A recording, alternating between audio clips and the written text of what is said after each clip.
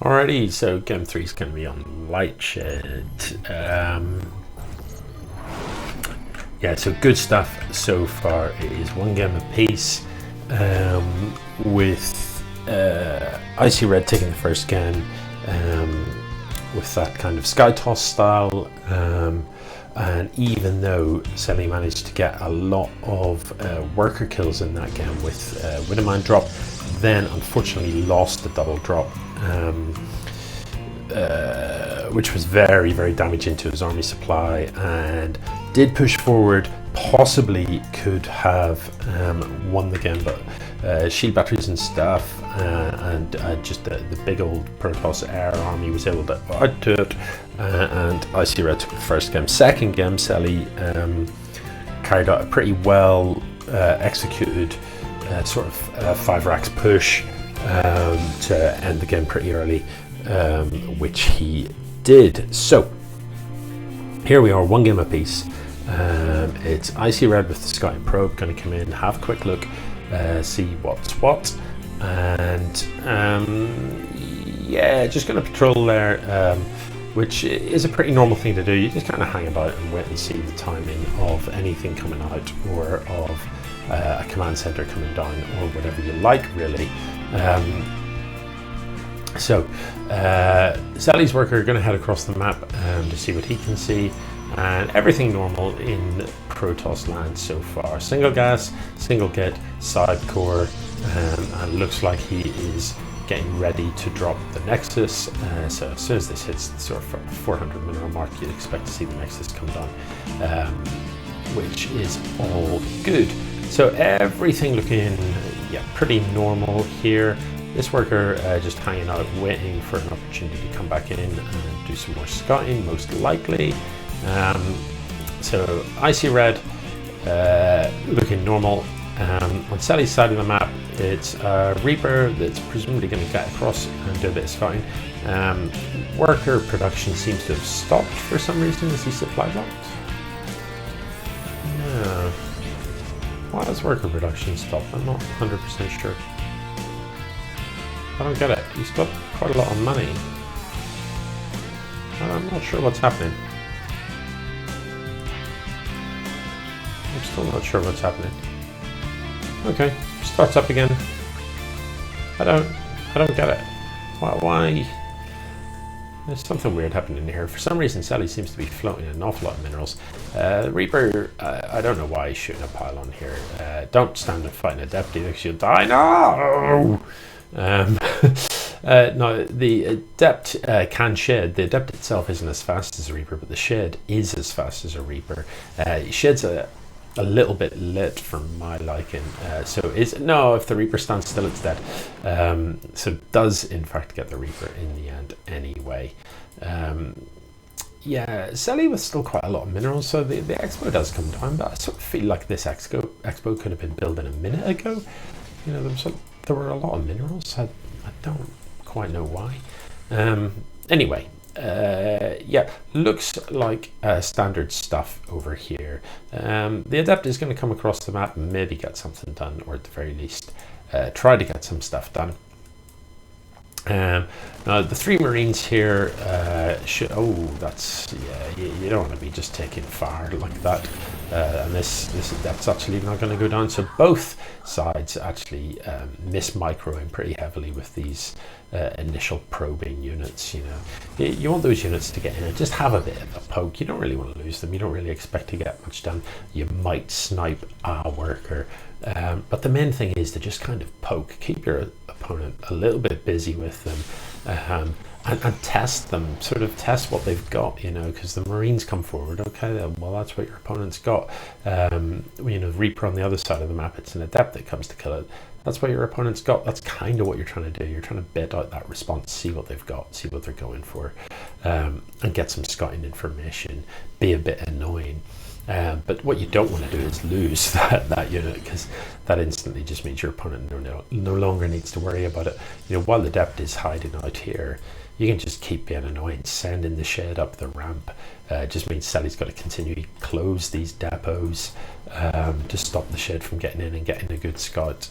And similarly, the Reaper on the other side of the map, while it's lurking about here and it can come back into your base at any moment, it's annoying. Once it's dead, it isn't. So Void Rays in production by the looks of things. There is going to be an Oracle. And why not? Had good success with the Oracle previously, managing to get some 7 or 8 worker kills. So why wouldn't you? Why wouldn't you get an Oracle in your opponent's base? I mean, if, you know, in general, it's just what TOS does, isn't it? You're playing Protoss as your tech path. Like, unless you're maybe committing hard to Robo and you want to skip the Stargate, it's pretty standard stuff, really. Throw down a Stargate, get an Oracle out. Whether you're going air or not, it generally pays for itself. I mean, the Stargate's going to cost you, the Oracle's going to cost you, but you know, the amount of scouting information you can get from it is absolutely bona fide, and if you get any worker kills, that's all good as well. The Revelation spell that you can use is fantastic later in the game to keep tabs on your opponent's army, and even the time bombs are really good too. Now, there is a Widow Mine here, and if it gets triggered, it's unfortunate that the Marines have actually pulled the Oracle away from it, so Seli just needs to grab the workers, run toward the Widow Mine, and as soon as this Oracle gives chase, it's dead. There we go. So not too bad, only losing a couple of workers in exchange for that Oracle, which is fine. Void Ray coming across the map now, so ICRedd perhaps going to get some Void Ray harassing as well here. Has got +1 air, so it does look like he's going to commit pretty hard to air, and has got this weirdly positioned third. I don't really see the point, just build it here. But anyway, so Seli's response to this, what's it going to be? Straight away he's got a second starport coming down, and that is probably a good thing. I would quite like to see more Widow Mines being produced, possibly Drilling Claws getting upgraded. Has got the armory, so you know these Widow Mines can stay cloaked, and I'd like to see them sort of spread them out a little bit. You know, just what you're trying to think about is, if my opponent is going to fly into my base, what direction is he coming in from? You know, and quite often you can catch people out with just a Widow Mine in an interesting location like here. Maybe drop one somewhere over here, so that stuff coming around the edges of the map are going to get hit by that. Yeah, in general, heavy Widow Mine play can be really effective, just making sure you're throwing Widow Mines all over the show. To be honest, Widow Mines here, there, everywhere. Just sling them about the place willy-nilly. They're pretty cheap, the Widow Mine. They don't really cost a lot, and they're very, very effective. So the Void Rays are going to come in. If the Marines are well managed, oh no, this command center could die. The Marines need to get over there. He needs to get involved with this. Needs to pull stuff. Otherwise, this CC is going to go down. Needs to get the workers repairing it. I think he's going to lose this CC. There's no repair going off on it, and the Void Ray isn't going to die in time. So that is actually really quite painful. Because that's his third. It'd be different if that, you know, it'd be different if that was like a kind of advanced CC, but it wasn't. You know, there was no repair, and it was a very, very slow pull on the Marines. He definitely could have saved that, and that's, you know, yes, 3 Void Rays actually costs more than a command center, but to delay someone's third that much is, yeah, I'll swap that. I'll take that trade every time. Now at present, Seli has the slight army advantage, the slight worker advantage too, so is macroing a little harder than his opponent. That supply advantage in the army though can be a little bit misleading when it's these sort of higher tier units that are coming out. The worker advantage is surprising though, because ICRedd is up on 3 bases, so yeah, that CC loss was painful, man. So a temporary supply block here, but there are Vikings in production, and this is looking pretty reasonable. Siege tanks coming out as well, and you know, to be honest, if I know my opponent's going Void Rays, I'd probably cut the siege tanks, because if they're building Void Rays, they're not going to have a substantial enough of a ground army to worry you. And if they do have a lot on the ground, chances are it's charged zealots, because they won't be able to afford the gas if they're building a Sky Toss army for anything but zealots. And actually, siege tanks against charged zealots isn't great, because if the siege tanks are near the front, the charged zealots get on top of them very quickly and just cut them down. And if the siege tanks are at the back, the charged zealots get onto your marines very quickly, and that means the splash damage from your own siege tanks is actually mashing up your marines. So I would definitely cut the tanks. Thors, on the other hand, I would happily have a few Thors in the mix. Yeah, so the CC does finish up for Seli now, and he is now manning with the third and drops a fourth, not desperately, but far behind ICRedd's fourth. So both players up to 4 bases now at the 10-minute mark, and this is looking pretty reasonable. Arguably, both of them need to ramp up production a little bit once these bases start to get saturated. The worker counts are still a little low for the 10-minute mark. You'd expect sort of 10 additional workers each at this stage, but you know, not to worry. Yeah, so I'd like to see another couple of Stargates since he is committing to air. I'd like to see a second side core for getting those upgrades. And on Seli's side of the map, I mean, what's he going to put under these Vikings? If it is going to be Marines, I'd like to see at least sort of 3 or 4 more barracks. If it is going to be Thors, I'd like to see 2 more factories. Yeah, you know, once you get up to 4 bases and have those mining, you know, your income starts to get pretty rapid. And if you don't have the infrastructure to match it, you know, you don't want to be starting to build the structures once your income has started to spike. You want to have the structures ready to go if you can.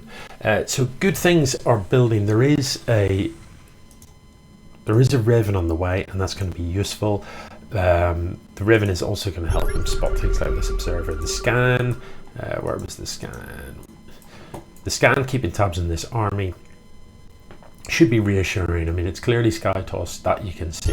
It isn't out of control just yet, but this number of carriers will soon be out of control. Once these 3 are built, you know, that is starting to get towards the really worrying number of carriers that becomes so difficult to deal with. Yeah, a couple of Ravens in the mix can be fantastic. They can help a lot. If there is a mothership in the end, they'll help you spot. If not, auto turrets can be really useful. They're pretty tough things. Auto turrets are useful, and of course the armor shredding missiles can be useful. Now, Seli needs to be a bit careful with this army. He needs to make sure it doesn't get too spread out. This base is so exposed. He could just snipe this surely and run. I wouldn't mind seeing that happen. So it looks like there is going to be an engagement here. Is ICRedd just going to let this go, or is he going to get involved? Seli needs to pull back a little bit, because you don't want your AI confused and shooting buildings. The storms are great though, and actually just demolish so much stuff. Those storms are absolutely savage, and that army just vanishes almost instantly. That was pretty brutal. So yeah, it was very much the storms that caused the problems there, and without ghosts it's quite hard to deal with. I mean, ultimately, as soon as you see the storm come down, you've got to run. You've got to get out from under it. You've got to get the stim marines out from under it, because they will just melt, and let your medivacs heal them up a little bit, because if you take a second storm, all the marines just die, as we saw. And similarly, the Vikings, you need to pull them back as well, because they do clump, and a single storm can do an awful lot of damage to your Vikings. So yeah, fiddly, but very good storms in the end, and all of it savage. So it's ICRedd that goes 1 game in front.